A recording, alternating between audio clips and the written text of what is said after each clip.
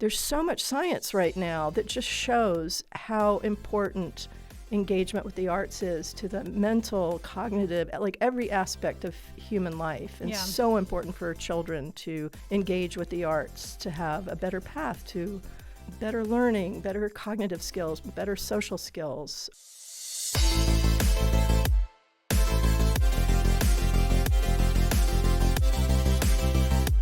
Welcome to Seriously Catherine, a podcast about taking your business seriously, but not yourself.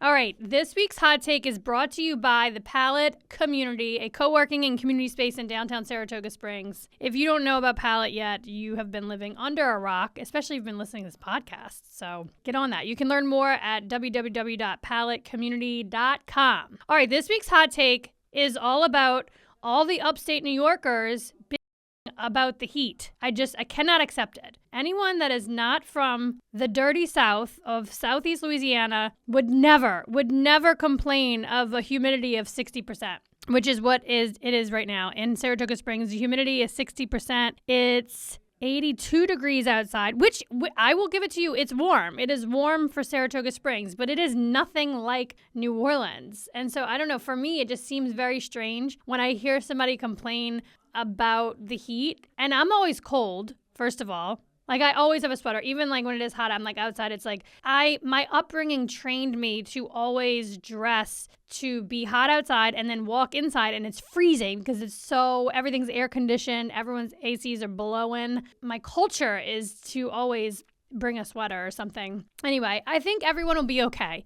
The good thing about this, in my personal opinion, is that people will want to be inside drinking and painting, which I just happen to be in that sort of business. So I'm excited about the weekend. Also, this week is the last week of school, which is really unfortunate. Because I love my kids are in school. I do have to shout out, I know earlier this year, I guess, we talked about the Hunger Games, that is signing your kid up for summer camp. And I finally got my kids all off of the wait list for the Saratoga recreational camp. It's called Camp Saratoga. My kids love it. Peyton Sip also goes there and does art classes on Mondays. It is 8 weeks of pure childhood joy, entertainment, and activities, and I love it. I actually love Camp Saratoga more than I love school because the kids they come home exhausted, and it's just amazing. Unfortunately, though, school ends on Friday, and camp does not start until July 1st. I need to speak to someone. Why the gap? What, are we supposed to go on vacation or something? I need to figure this out. I mean, if anyone has any ideas on what to do with my children next week, Monday through Friday, not to mention that they're off on Wednesday, which is Juneteenth. I'm not hating on that. I think it's a great day to take off of school, but then Friday is the end. So I'm just a little triggered by this, and a little stressed, and a little like, oh my God, what am I going to do with my kids next week? So if you have any ideas, please send them my way. I like free ideas. I like activities that don't cost anything. So I think Saratoga Springs, the rec department, and the school system needs to sort of get in sequence here. Let's do no gaps. That's my hot take. On this week's episode of Seriously Catherine, I am joined by the one, the only Elizabeth Sobol. She is our fearless leader at SPAC. She is so incredible. She's a powerhouse. Elizabeth Sobol is the president and CEO of SPAC. Again, if you don't know what SPAC is, you need to hang up the phone and go look this up because you have been living under a rock. SPAC is it has such an impact on Saratoga, on our culture, on our arts, on our lifestyle. And so I was so excited to have her on. And I have to be honest, I was a bit intimidated because I've never really gotten to know her. And she's just so incredible. Like one of these women that you just know, she moves people when she walks into a room, and she's lived a multitude of lives. She has so much experience and skills to bring to the table. We'll get into it. She tells us all about her about everything, and I'm just so excited for you to meet Elizabeth Sobol. Let's get into it. It's Elizabeth Sobol. Yep. So you are the president and CEO of SPAC. Yep. For those that may not know what SPAC is, it's not just like this place that Dave Matthews comes and plays at. But sort of clarify that for us, because It's an amphitheater inside the state park, but there's a lot of collaborations and partnerships that you do a very good job of strategically managing. Thank you. But sort of clear the air of like what's what and what are you actually in charge of? Right. Okay. Great question, because I've been here 7.5 years and there's still so much misinformation out in the ether, despite the fact that we are constantly out there trying to educate people and inform them or re-educate them as to what SPAC is. So essentially, SPAC started as a 5,200-seat amphitheater, opened in 1966 in the park, so 5,200 seats under the amphitheater and room for another 20,000 on the lawn. And we have kind of our own designated perimeter, which is the SPAC grounds. But we are a long-term tenant of the state parks. Spa State Park is 2,400 acres, as you know, of like historic buildings and pools and golf courses and tennis courts and woodland walks and geysers and streams and all these things. But SPAC is that central perimetered area where the amphitheater is. And so we are responsible for that piece of the park. I often get people like calling me saying, there's a bunch of like empty beer cans out around the stream or whatever. It's like, sorry, call parks. That's not SPAC, right? So SPAC is a roughly $12 million a year not-for-profit organization. Half of that is contributed income, so donations, sponsorships, memberships, board gifts, and the other 50% is earned income, so our own ticket sales. Live Nation, who are more than just a renter, they're a partner in many ways, but they pay us rent to do their shows there. Mm-hmm. So, and then there are other miscellaneous sources of revenue, but we often get conflated with Live Nation.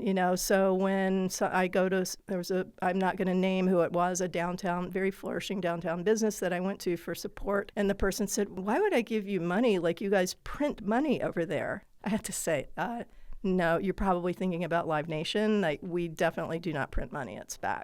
So there's a lot of misconception about Live Nation and SPAC. Mm-hmm. So SPAC was founded to be really an incredible refuge and presenter of the great art forms, ballet, classical music. The opera was there for a long time. Obviously, jazz has a big presence.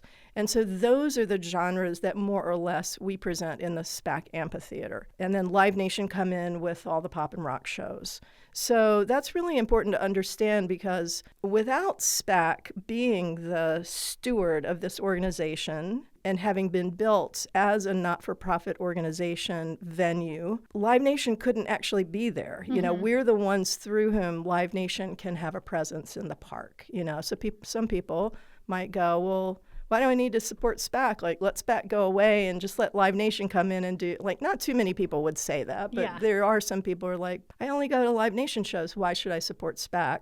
But SPAC's presence is absolutely fundamental to the Live Nation presence as well. And we work very closely together. That's really critical. A lot of people don't realize that SPAC is not just a summer venue, that we are a year-round operation. Back in 2016, when I got here, we were serving about 5,000 kids in the region with our education program. We now serve over 50,000 students throughout the capital region. In 2021, we opened the SPAC School of the Arts. We're partnering with 120 different not-for-profit organizations to bring arts into every corner of the capital region, serving rural communities, marginalized communities in the cities, and everything, really the whole region and so many different areas. And that's so vital, because not only are we trying to make up for the fact that the arts are no longer really in the schools, and let's face it, not that valued by our society. But even if you're not like an arts lover, there's so much science right now that just shows how important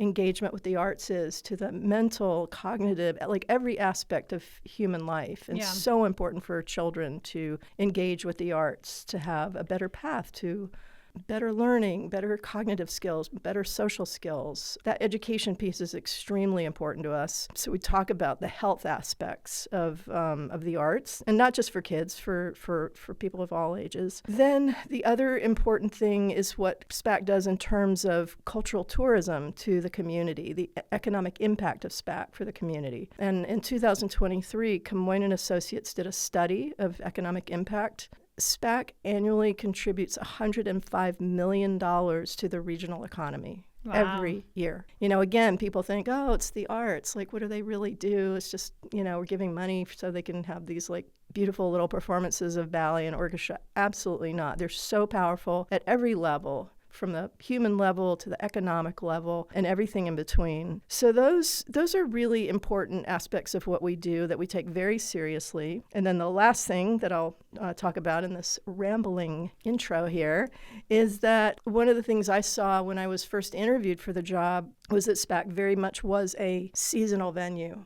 Mm-hmm. And in a city that is so thriving, and this is not a snowbird community, right. It's a year-round community. People love it. They love being here every month of every year. It's really, you can't turn the lights on in May and turn them off in September. You need to be here and be part of the community and contributing to the community 12 months a year. Over the last 7.5 years, we've gone from being a seasonal venue to being a very robust presenter of culinary arts and musical arts, dance arts, visual arts, healing arts, just presenting literally year-round now to serve the community and bring these incredible experiences to everybody. Yeah, it's interesting. So you came to Saratoga Springs in 2016. I arrived in 2011, opened Paint and Sip in 2012. And I remember when I first opened that business, everyone was like, oh, you'll do really great during the summer months when there's so many people here. But the rest of the year, what are you going to do? And I'm like, actually, I foresee it being very popular in the winter months because people are looking for something to do. Maybe they're not outdoor people, and our business is the opposite. I mean, I just remember early on conversations and like talking points, I just felt like a broken record was like, no, it's year round. This is a year round opportunity to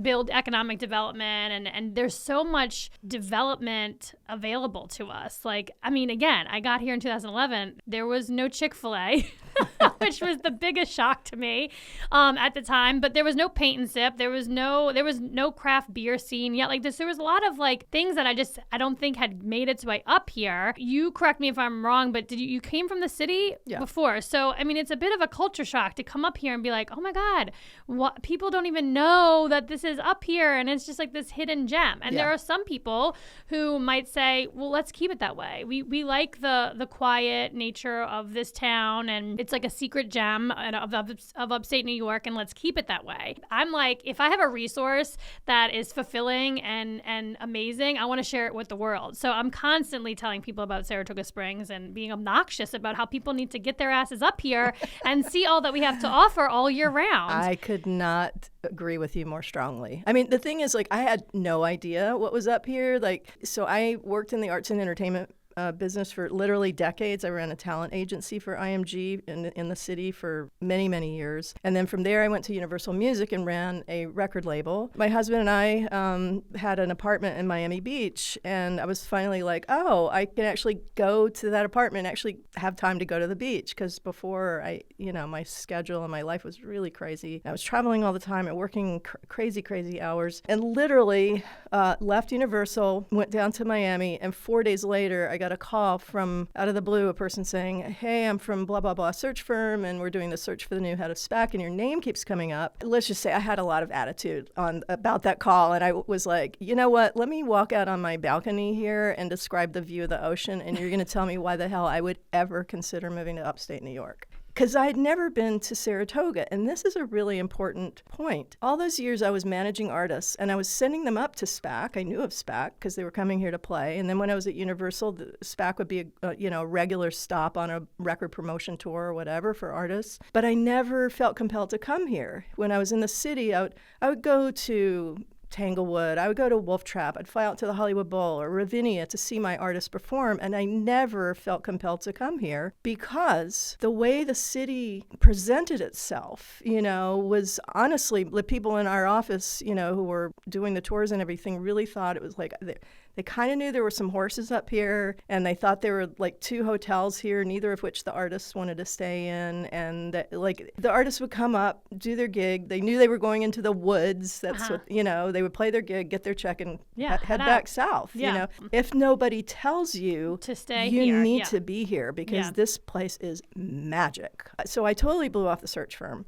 get cracked up when I think about how the whole thing unfolded. But a good friend of mine who was in the field and ran another major festival called me and said, I keep hearing that you're like blowing off the search firm. Like, what is the matter with you? Get over yourself and go up there. And I said, but it's blood. He's like, I'm telling you, as a friend, get your butt up to Saratoga. So I came up here, and it was a cool June Sunday afternoon, and I was starving. I knew where I had just come from because we came up Route 9 from the Northway. And so I knew not to go that way because I didn't see any place to eat. And then so I thought, coming out of the hotel, I'm just going to turn right and go walk into the city. I had no idea what was there. None. Now I'm walking down Broadway. Now I pass by Congress Park. I'm like, what the hell? That is like just light shining on green and fountains of water, and just like, I was like, what is this, right? And now I progress to what I now know to be Phila Street, take a right. I happen to be like a completely rabid book lover. Lyrical ballad. Hello, what? And then I take a left on Putnam just because it looked funky. I'm like, what's down there? Mio Posto was still there. I had a really beautiful meal there. Feeling better, step by step. Walk over to what I now know to be Caroline Street. Mm-hmm. Take a left. I'm like, holy shit, there's like music coming out of every doorway. Now I get to the top to Broadway. Now I have to understand that all those years I lived in New York City and would look for my summer getaway. The place I would go is Southern Vermont. Why? Because there was hiking, there was kayaking, there were mountains, and there was Northshire Books in Manchester. And Dorset Theater. So it was a perfect mix of the nature and all the cultural offerings. Years later, I'm walking up Caroline Street. I take a left. First of all, the historic preservation takes my breath away. Mm-hmm. It's like, wow, what a main street of this small city. And now I walk right by Northshire Books. I'm like, what in the world is going on? And they must have just opened. I think they've been open a year or two. Yeah. I was thinking to myself, if somebody had asked me to write the description of the perfect small city that I would move to if I could create that thing in my mind, this was it. This is it. And I had no idea. And you just so happened to run into all those little things that spoke to you. That's like the universe. That's divine intervention is what I call that. Yes. So, and they wanted you because you're a badass. I don't think they use that word, but thank you. Well, I don't think we use that word enough in general. I totally agree, because you are one of them also. Oh, thank you. That means a lot coming from you. Right. I mean, again, I don't know if we said this already, but I remember meeting you at this event. It was actually like a political, the local politics around here. You kind of have to participate for the entertainment, if you will. And it was at an event like this, and I was just about to really launch Palette, and so I went to this event, and I did not network the room like I should have, but I met you for like a hot second, and then I met your husband, who is, I don't know if he's tall, dark, and handsome. I think he's taller than me, but he is like a Latin man, right? He's Cuban. He's Cuban, and he is a multi-Grammy nominated musician. No biggie. And the thing I do miss, like, we love dancing salsa together, but there's no salsa music up here unless he's playing it, and that makes it really hard to dance if he's also playing. So, have you ever met Dawn Abul? I don't think so. She is this powerhouse woman. She's the CEO, founder of Repeat Business Systems, but like by day she's this incredible businesswoman, and by night she's a dancer. Get out salsa? Yes, I don't know if she does salsa or I'm not a dancer, so but like all of that type of ish dancing. So you accepted this job. Yeah. But I mean, how did you convince him? He had to come along with you, right? To leave Miami and leave. Yeah, that's a whole long story. But we had been together 15 or 16 years by that point, and I had, at a certain point when we met, I had a place in Park Slope, and he was living in Miami. And then we met because I was representing an artist that he was the music director for. And then I found out about his group, Tiempo Libre, and so I started managing that group because I was working with a lot of different Cuban artists at the time. And then they started taking off, and so did we. And at a certain point, I was just kind of ready to, I had been married before, and I really felt like I just needed to get out of Dodge and leave all that behind. And I was like, wanted to be down in Miami because I was working with a lot of Latin artists. So I was already thinking of moving down there. We moved in together and then ultimately bought an apartment together. And at a certain point, particularly when I went from IMG to Universal, basically I was like, I'll take the job, but I'm going to stay. I'm going to keep the apartment in Miami, and you're going to pay for me to commute, basically. Yeah. So it was kind of a crazy thing, but it worked. He was always out on the road with the band. I was going back and forth between Miami and New York, or in those days, like we had so many offices, around the world that, I had to go to. So it was great. And then when this came up, I came back and he's like, what do you think? I was like, I'm kind of speechless because I think I really want to do this. And he said, well, let's do it. And he said, you gave up your Brooklyn life to move down here for us to be together down here. Now it's my turn. Yeah, like leapfrog. I said, but you never even been there. Like, how could you be so? And he said, yes, I have. And he reminded me that his band had played at Skidmore. Oh, my gosh. And there's this little red blanket on the futon in the office where our little dog slept. And he picked it up and was like, remember this? It was like one of the Saratoga racecourse blankets. Yeah. So he's like, I've been there. I'm cool. Go for it. I love that. Okay, so let's switch gears and talk about women and leadership. We have a lot of members at Palette who are ambitious or are striving to be unapologetic about their ambitions. Yeah. And I do feel like, correct me if I'm wrong, but like how many people were in the running for this position? Like, did you go through rounds and rounds of interviews? Because from my perspective, it was sort of like you were the get. And once they convinced you, like, was there any competition, or do you even not know about that? I don't know the ins and outs, but I don't think it was a hotly contested job. Part of it, and I can be honest about this, is that SPAC had gone through really tough times, and it had really sort of fallen off. And so it wasn't like, number one, everybody wanted the job, and number two, they certainly weren't clamoring to come to upstate New York because they have no idea how frickin' magical the whole place is. Jorge and I both are like big nature lovers, hikers. I grew up in North Carolina, like plant world, and working with healing plants and being around natural beauty is like a really, really important part of my life and his life. And having been in the city for so many years and been apart from that, when I came up here, I was like, whoa. In addition to all those things that, the litany of things that I gave you, just this feeling of being so connected to nature here. Yeah, and the medicinal qualities of your, just right there in the state park, like back in the day, they just drank the water. Totally. The water, and now, there's, again, all the science of, like, forest bathing. It sounds like a, woo-woo, oh, my God. But no, the science is that there are molecules emitted from the canopies of the trees that we're breathing in that are turning on serotonin receptors in our brains. They're like brain chemistry that's responsible for how you feel. And the same thing happens with experiences of beauty through music or dance or whatever. So I'm looking at SPAC as like this like super duper pharmacy of wonder and awe. You can come get like mega doses of magic. Totally. So there's like this through line. I'm a Disney fanatic, and I'm also from New Orleans. So like obviously I have this just natural desire to be around innovation and imagination and wonder and music. And the only thing I knew about Saratoga Springs was that there was a resort in Disney World named after Saratoga Springs.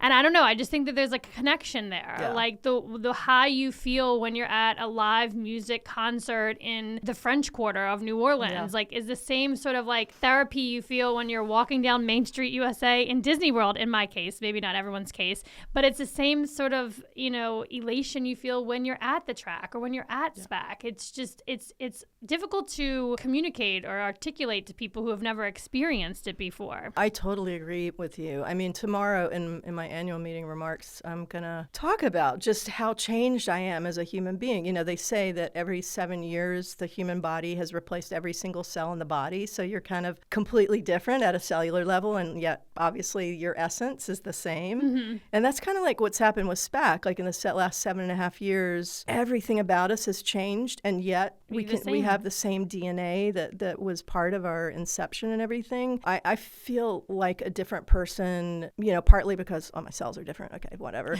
But largely because I've been living in this place that is not only healthy because I'm exposed to this beauty around, all the time, but also this incredibly generous philanthropic community. I've never lived in a place like this where people come together to solve problems. And not to say it's an idyllic paradise or whatever, we have problems here, but I've never been in a community like this where so many people cared so deeply. Yeah, I contemplate like my years at IMG. Like, I was trained as a musician. I was not trained to go into the business world. I was like a pianist in a small semi-rural town in North Carolina. My imagination was the only thing that kept me from going crazy there because it was such a small town with small town views and everything. And then I ended up coming to the city and getting into what we would now call a startup management company. And it was a basement apartment on West 85th Street. It was all handmade furniture. IMG, the sports behemoth,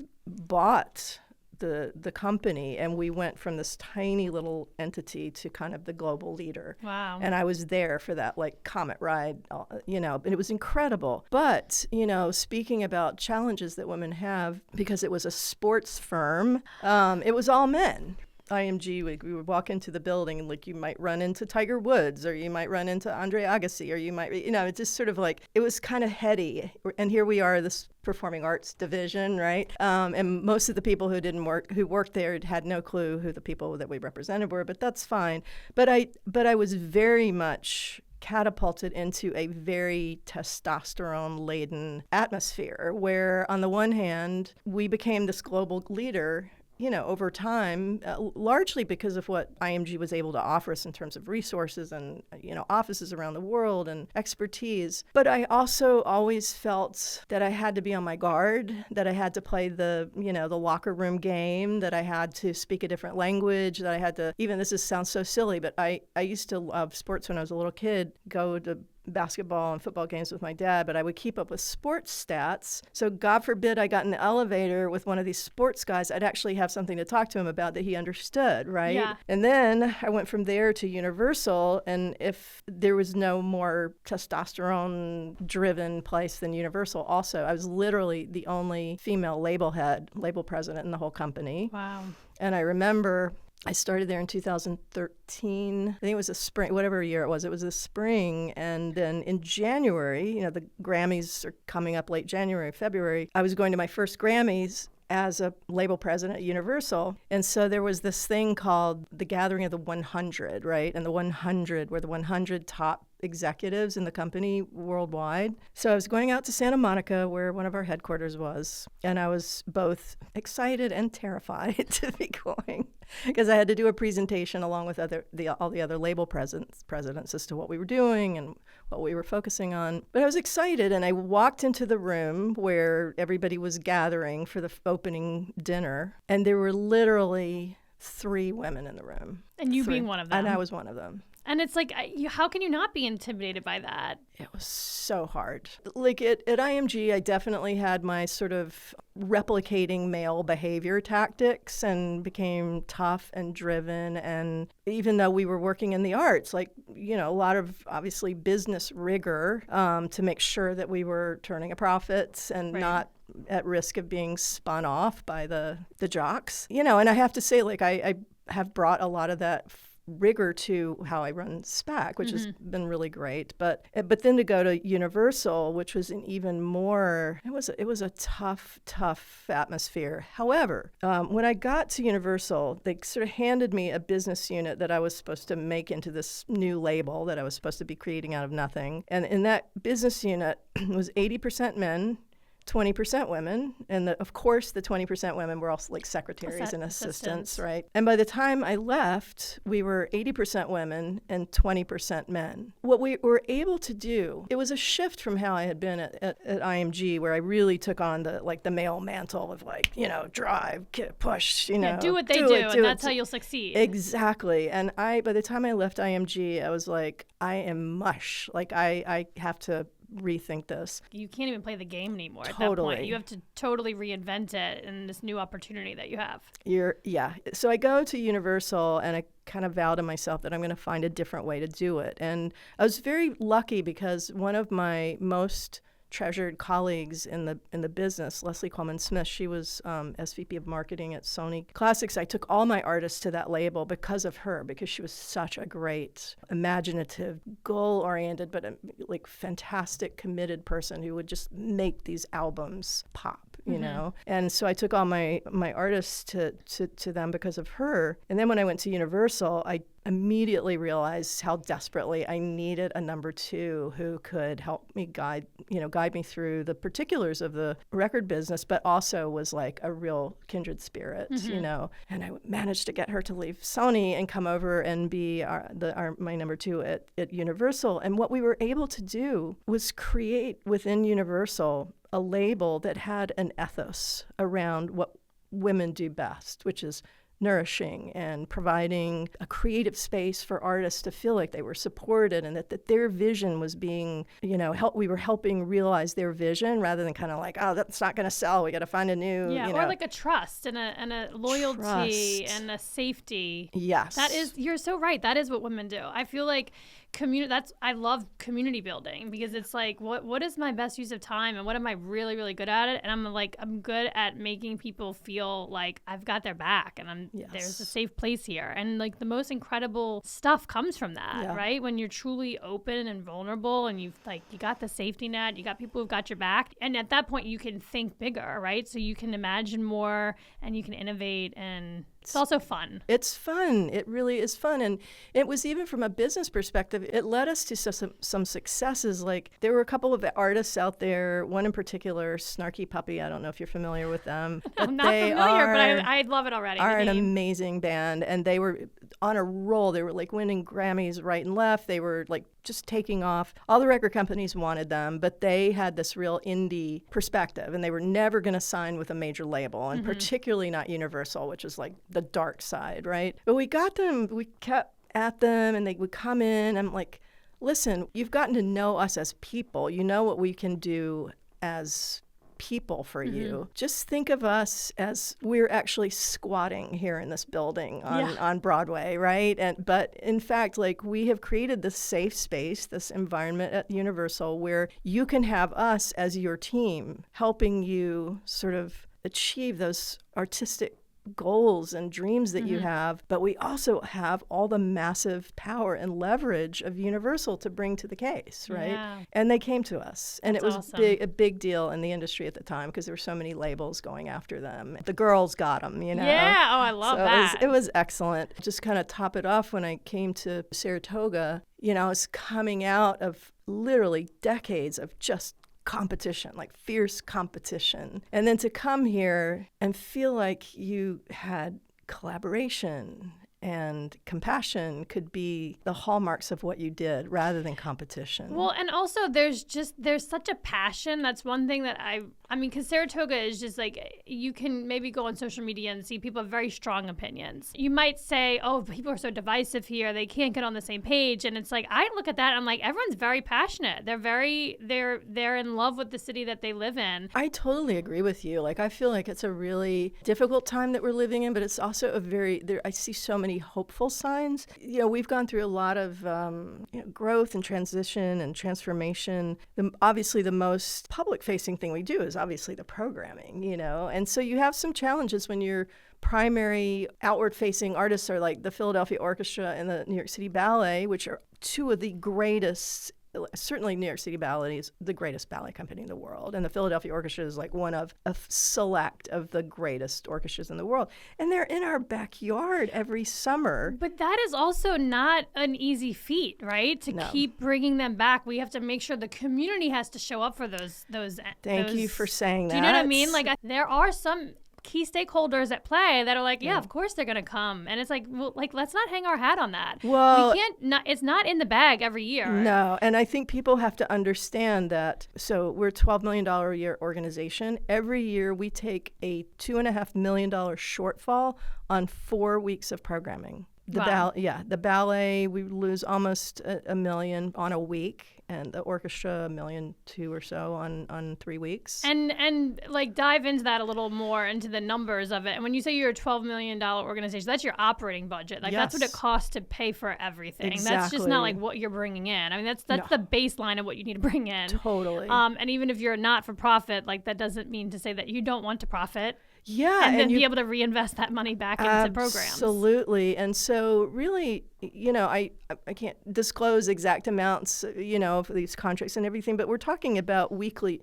fees of over $1 million, Well, I guess what I'm saying is like dig into how do we improve that? How do we improve it so that you're not out that it's ticket sales. It's people ticket showing sales. up. It's totally ticket sales. That's the thing that like, people keep coming back to me like, why can't the ballet go back to 2 weeks, right? Well, number one, because we lose $1 million on a week already. Well, you just need to market more. And it's like, well, marketing costs money, but also we do spend a lot on marketing, and it is not easy. These are not art forms that are growing art forms. They are actually art forms that are losing audience. And we've actually been bucking the trends. We have seen growth, but every year their expenses go up. And not just the company's expenses, but the stagehand unions, that's like so much money just for production. The marketing costs go way up every year. Like everything goes up. Yeah. And yet I think people, balk at, well, why are they raising prices? Well, because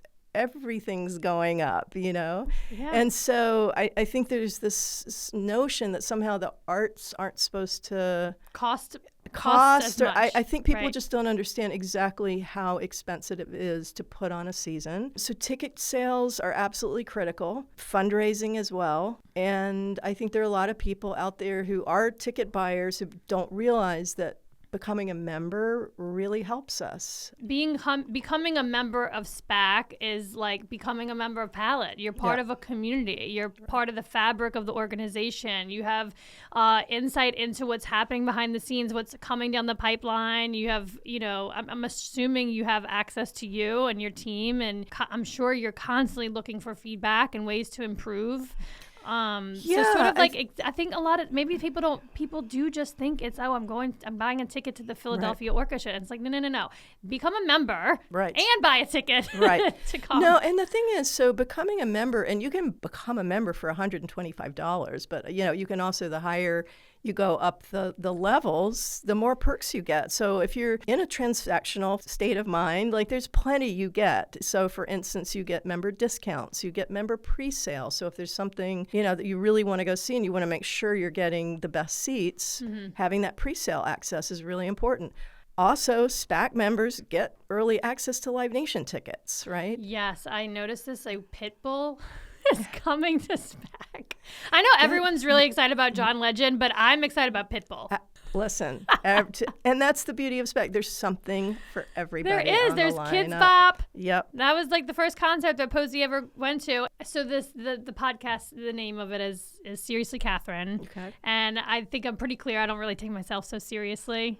But I do take my business seriously. I take economic development seriously, Saratoga Springs seriously. So can you share a time or share sort of some anecdote of like how you don't take yourself so seriously, but you're still able to execute in business? 2 examples of that would be in my very first review after my first year of being the president of SPAC. I got comments that, does she really dress appropriately for this job? I don't You're not wearing a business suit. No. I'm not wearing, I don't think I've worn a business suit before, but it was never a black one. It's always a bright colored business suit. Right? So like for me, like how you dress and feeling comfortable and just doing what makes you feel good in your own skin is really important. So I don't really give a shit what people think about what I put on.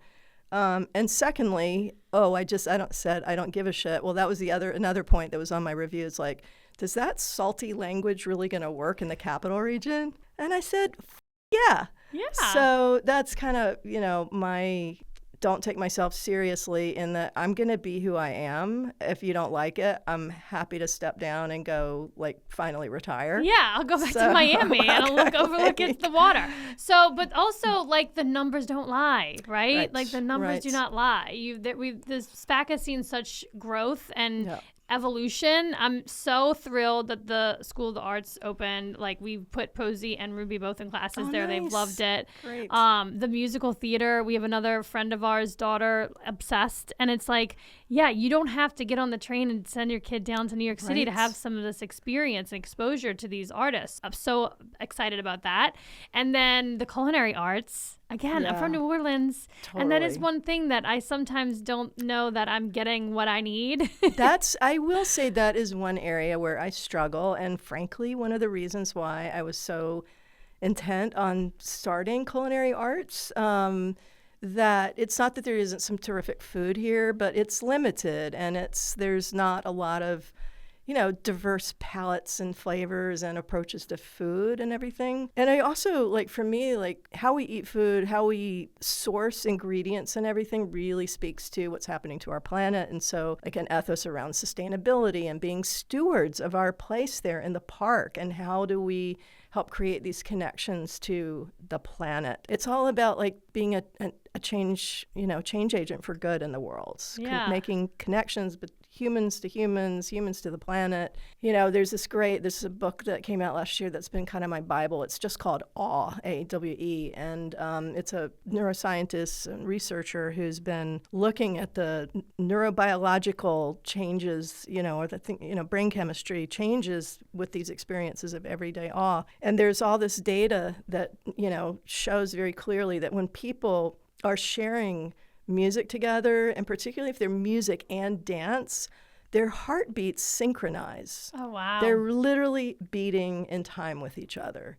And you could be on the SPAC lawn with 1,000 other people. There's going to be a myriad of ages and differences and cultures and outlooks and perspectives and political views and social views and everything. But in that moment, everybody's heart is beating together. Yeah, that is remarkable. And when you experience it firsthand, there's nothing like that. So I thank you so much for being here and sharing all your stories with us. And anyone listening, if you don't go become a member of SPAC after this conversation, then, like, get out of here.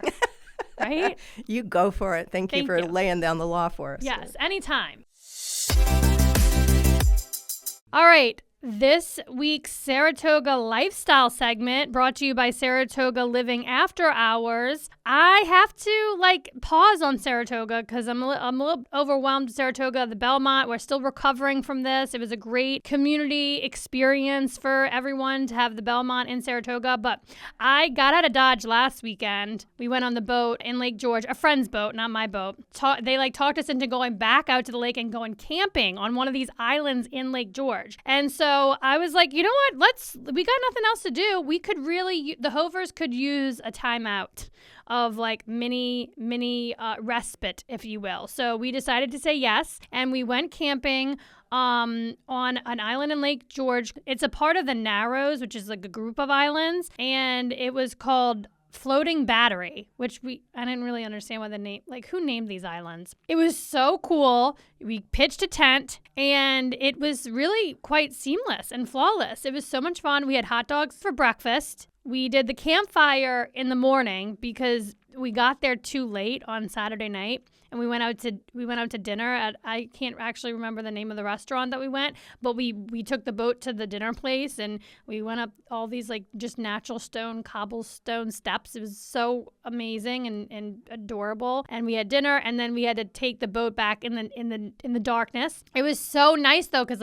we had the moonlight to guide us on how to get back to Floating Battery campsite. We actually had very little gas, so we were shocked that we actually made it back. In cars, it alerts you when you're running low. I always drive until the light comes on and they start to say you're out of gas.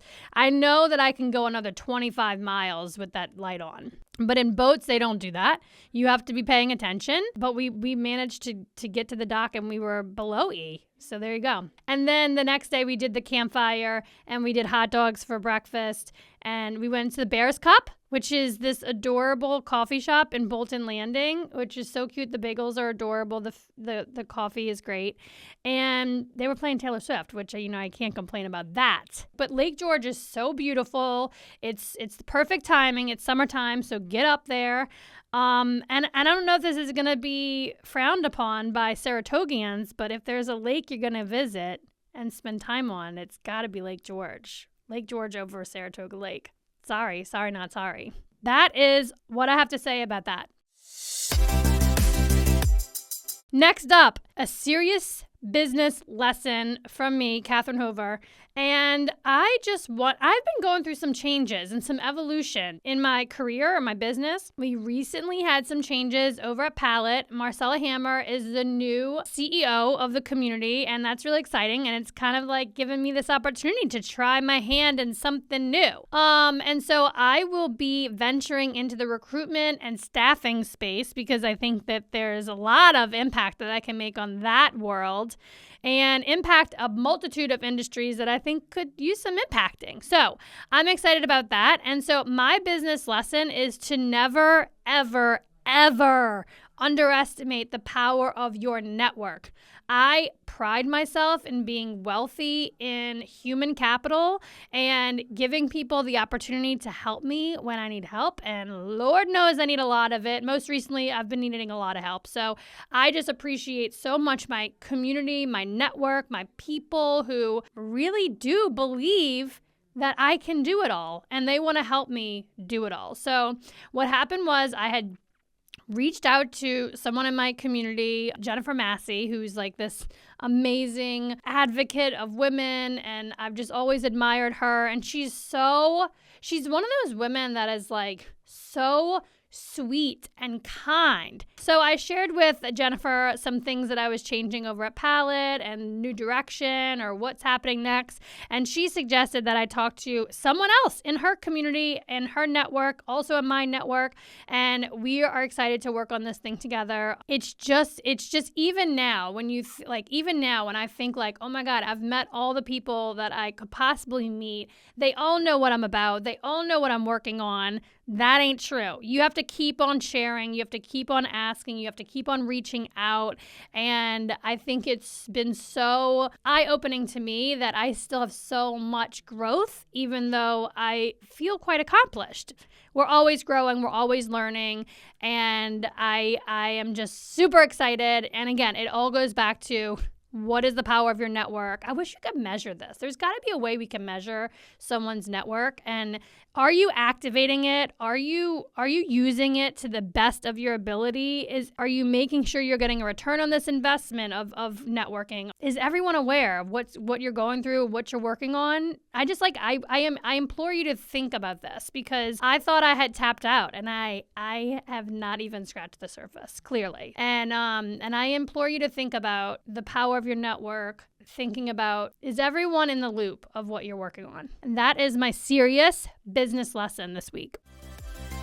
Thank you for listening to this podcast. And if you want to connect with me, slide into my DMs on Instagram. My handle is Catherine Hover.